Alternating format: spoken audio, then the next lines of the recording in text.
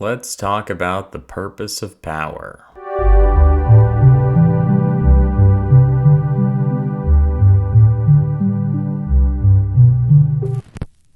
So in my last video, I talked about my end game, my modus operandi, the purpose of the channel. And really, it's probably the shortest video I've ever made to that effect. Now, of course, when you make a shorter video, you can't do the thing I typically do, which is every time there's a loose end or a related topic, we go into that and then it ends up being an hour. But we didn't do that. So it was short and sweet, but the question people were asking is, what is the purpose of gaining power? You've laid out, these kind of first initial steps, but what is the goal in mind? Now, of course, class analysis comes in, right? The priest is asking why? Why gain power at all? Why not live a life without power? Why is power necessary? The warrior's asking, what's the goal? What's the goal? Why are we getting this power? What's the utility of it? And the merchant's like, I could be making more money doing something else. So let me try to explain, some kind of justification. I don't have any notes as usual. It's off the cuff. It's not scripted. Kind of an exploration of an ambiguous idea. For me, the opposite of having power is enslavement, and power is itself freedom. Freedom and power are synonymous. And for me, the purpose of power and freedom as opposed to slavery is to pursue beauty. I think that for me is the purpose of power. I think that slavery is ugly, and I think that power and freedom are beautiful, or at least that is how they should be used. And if they are not being used that way, it is because of a certain psychological or spiritual enslavement, right? You could say, well, I have, a lot of military power, media power, or money power. But if I'm using it wrongly, it's because of some form of slavery by ugliness. And so the true good application of power, I think, is toward beauty. We don't often see that necessarily in the world play out. And so there's this idea that power corrupts and absolute power corrupts absolutely. But I think we have to think about incentives. We have to think about the incentives that are in our society that lead certain people to be powerful, other people to not be so powerful, and the mindset engendered. For example, as I said in my previous video, I think people are the ultimate resource. And so with that being the case, there are a lot of people who gain power by being sociopathic, by using other people rather than in a sense of mutual aid and cooperation. They're using people exploitatively, which, has its own issues. If someone is a sociopath, then, on some higher level, that person does not or cannot really in the long term engender, I think, the necessary reputation in order to be anti-fragile, because, I think, having money is great and whatnot. And surely if you have enough of it, you can overcome many of these obstacles that sociopathy introduces. But, I think there are advantages to the idea, for example, in a marriage, if you have a bunch of money and you get married and then you lose your money, then people are going to leave you, not just your wife, but your friends are going to leave you, your family. It's nice if you can have some kind of social capital, some kind of reputation, some kind of moral backbone where people are willing to give you a little bit of wiggle room financially. In terms of like what is beauty, if we're just going to sweep that to the side for a moment and say, like, as much as we don't see powerful people building toward beauty, what would it look like for me to build toward beauty? Whatever explanation I have about the world of why we aren't building a beautiful world, and or maybe how we could live in a beautiful world again. What is this beauty that I'm talking about? And for me, I guess where I'm at, it's a lot of natural beauty.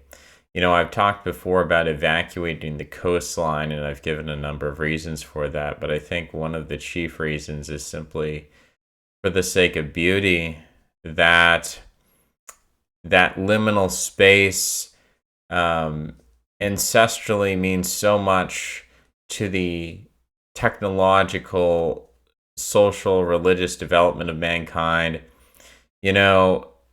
The state of Israel is a coastal state. Britain is a coastal state.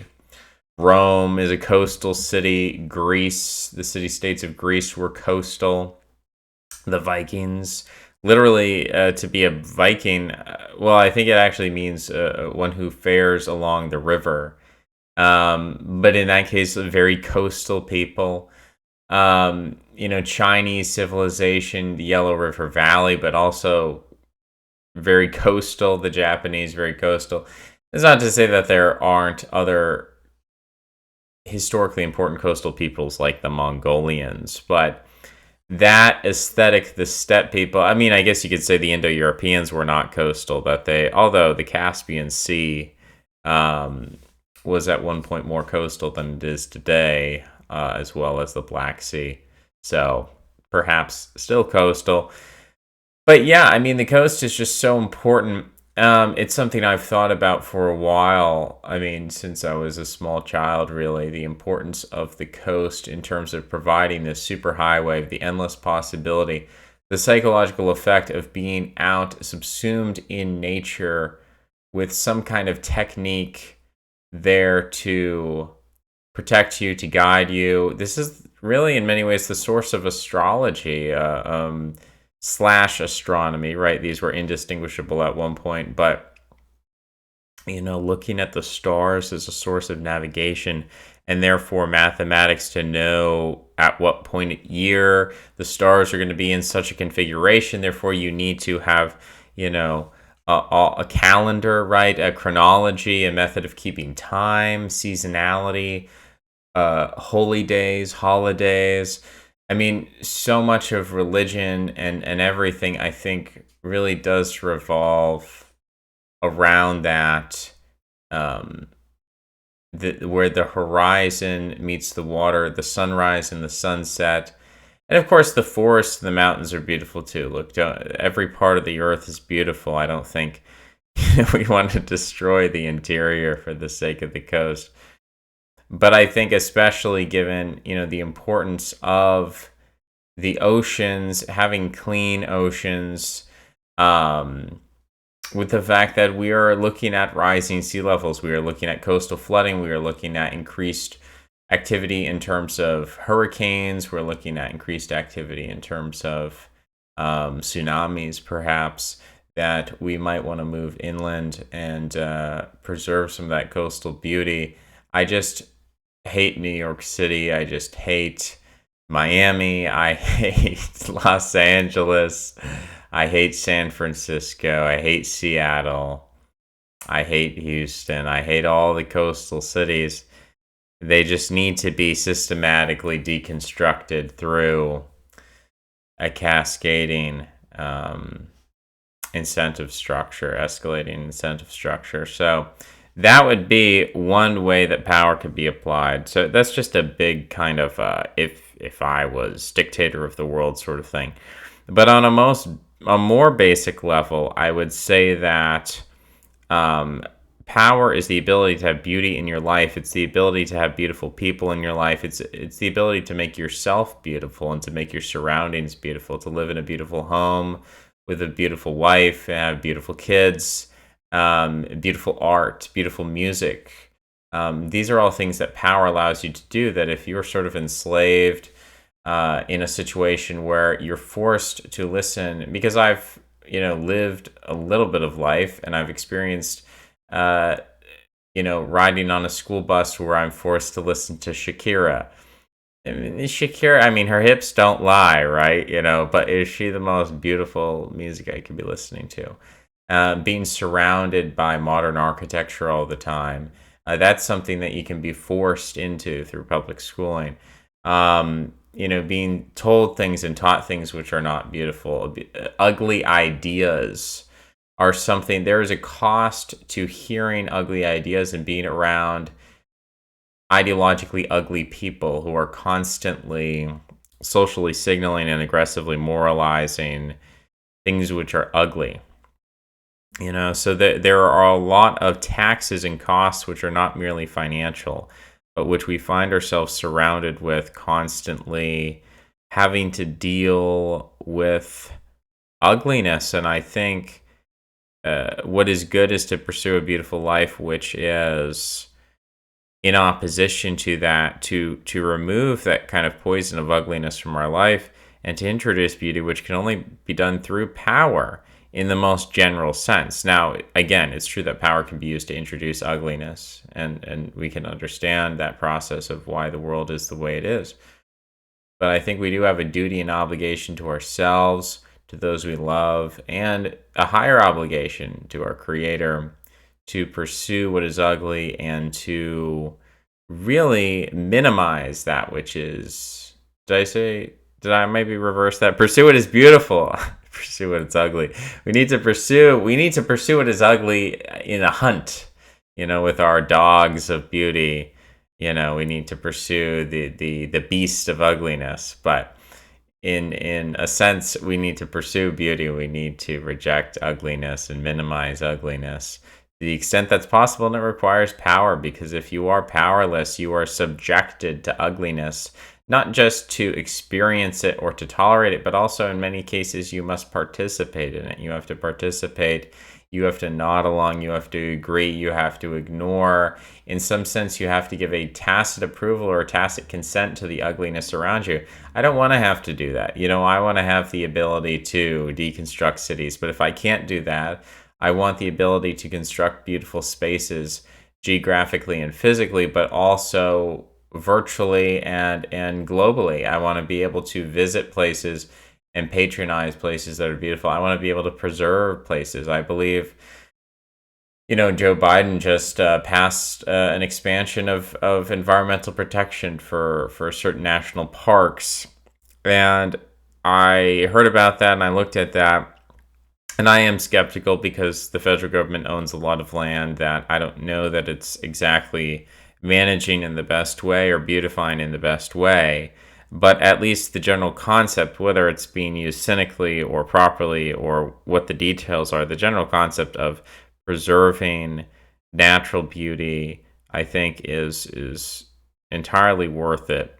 And producing beauty in terms of the arts and music and so on. So all of this requires power. It requires immense power to produce great works of beauty, as objects, as services, as performances, and also just to live our life in a beautiful way. We have to have power. We have to have the motivation and the discipline, and that comes from a source of power, comes from this source of internal power that we need to be strengthened in our resolve to pursue beauty. It is not always easy to pursue beauty. It is entropic. It is easy to fall into ugliness.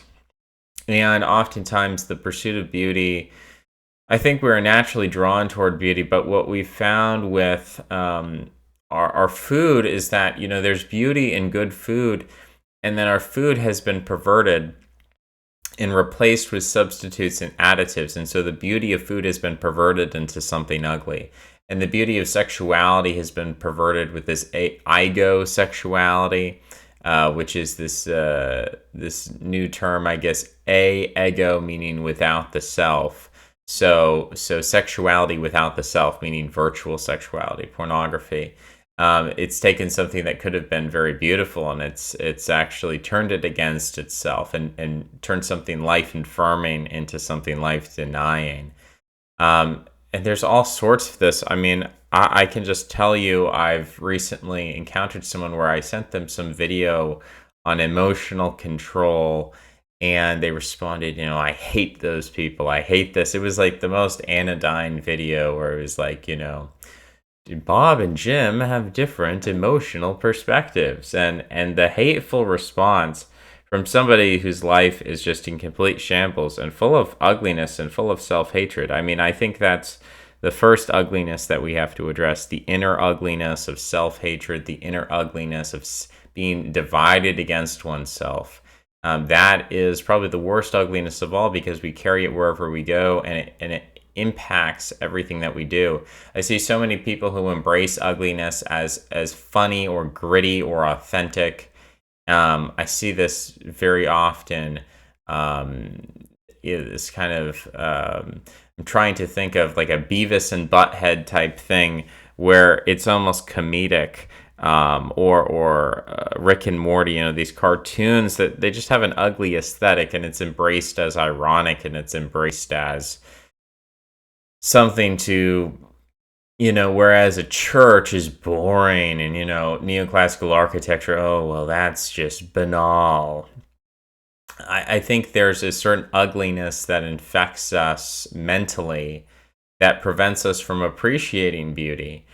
And that's kind of what has to be destroyed first and foremost before we can attend to the material, physical outputs of beauty. The actual creation of external beauty. We have to conform ourselves internally to beauty, and that means we have to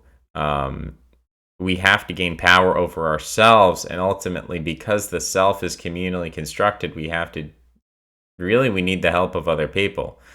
And so, like, getting in the weeds of, like, what does that mean specifically? I don't want to make this video too long, and it's going to be different for every person. But I hope maybe this gave you a little bit of insight as to my particular motivations. And I don't think this is the only way that we can conceive of power having purpose. Other people could say, well, I'm going to use power in the pursuit of truth, or I'm going to use power in the pursuit of securing my own survival of my progeny, and I think these are legitimate perspectives. They're just different from mine, and that's okay. I think we need a diversity of perspectives. I want people to have a diversity of perspectives, and I want to put forth the question to you, what would be the purpose of power to you? Not simply, I guess, people ask that question, what would you do with $1 million? And I did a video on that, and people, I guess, haven't watched that if they're kind of asking me these sorts of questions, and that's okay, because this one's going to be shorter than that 40-minute video. But what would you do, not just with money, but what would you do with power? What is the purpose of power for you? I hope it was an interesting video. If you liked it, please comment for the algorithm, like the video, share it on Twitter. You can follow me on Twitter at Jokkull, Jokkull. We did just change the name. We just eliminated one of the L's, but unfortunately, the Jokkull who has stolen my username, I can't get that username. So it's still the double L on Twitter. You can follow me, and I'll message you, and we can do video chatting, and we can build up our mutual power. So hope you enjoyed, and I will see you next time. Bye-bye.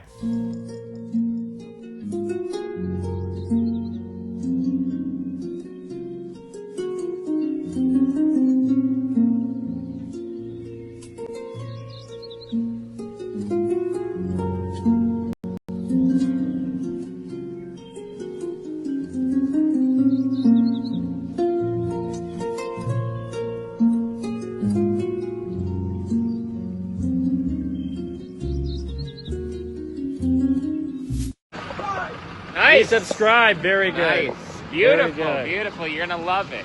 If you love autism, you're going to love my channel. Okay, great. All right.